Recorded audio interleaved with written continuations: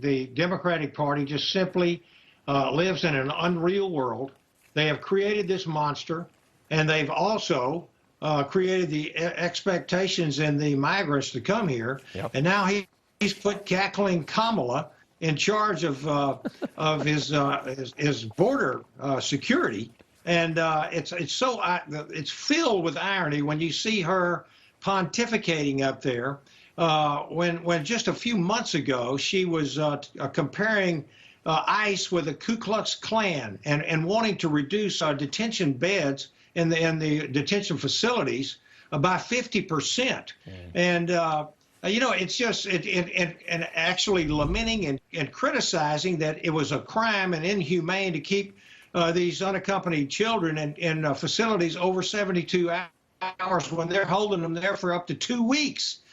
So it's just the hypocrisy is really, really over the top, Rob. Yeah, and you just see it's all, I mean, we cannot emphasize this enough on this show.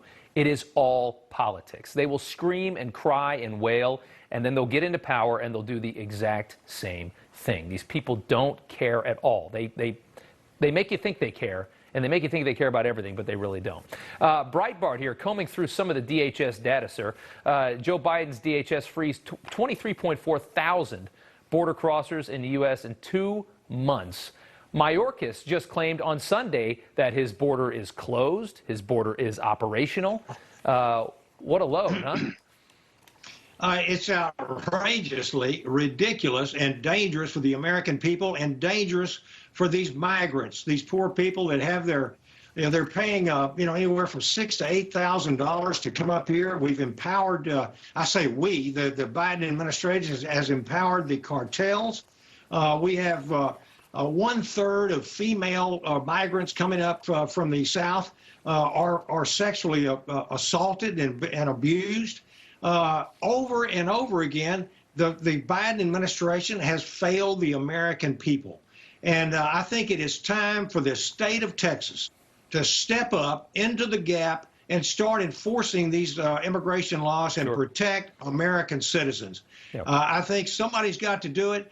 And they keep talking about legal law here and what have you, but they are violating the law right and left. They're releasing COVID positive immigrants and migrants into the country. They are holding and detaining these unaccompanied children for far longer than the 72 hours. They have abolished the great policies. You know, it is amazing that they're blaming President Trump and the previous administration, right. Trump's administration, for these problems when he actually did have a crisis in 2019, and he solved that crisis by working and negotiating with President Obrador in Mexico, right. the migrant using protection protocols. Yeah, the declaration of emergency and all of the things that he has instituted to control this border better than anything that I've seen in years and years. And they hate Trump so badly that they will not reinstitute these policies that work. And the perfect example, this next story, which I love, was the wall. I mean, the idea of just stopping the wall construction was just as spiteful as it gets and nonsensical. Developing today, the Nonpartisan Government Accountability Office, the GAO, a federal watchdog getting involved. The headline, GAO investigating whether Biden administration illegally froze funding for border wall. So it was a stupid move regardless what they did, but maybe potentially illegal? What exactly do you know about this? Well, this is what we heard from previous, the Trump administration, DHS Secretary, Secretary Wolf, and numerous other ones. We talked to them before there was, you know, the Biden administration took office, and they said they can stop a lot of this funding that was switched from DOD, the Department of Defense, in order to build some of the wall. Right. But the funding that was passed and signed into law to specify that these billions of dollars were going to be for the construction of a wall cannot just be stopped arbitrarily by an executive order. And they predicted and told us, I'm the Border Security Caucus co-chairman, and we had them as speakers, Secretary Wolf and others from the Trump administration, and they said this. Yep. And so I like to see this.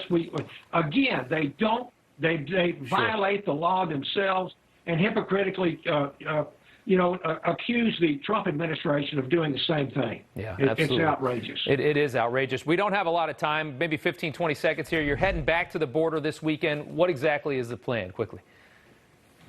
Well, we're taking some of my Texas colleagues. We're taking anywhere from 13 to 14 Texas members of the House of Representatives. We're going to go down to the Valley.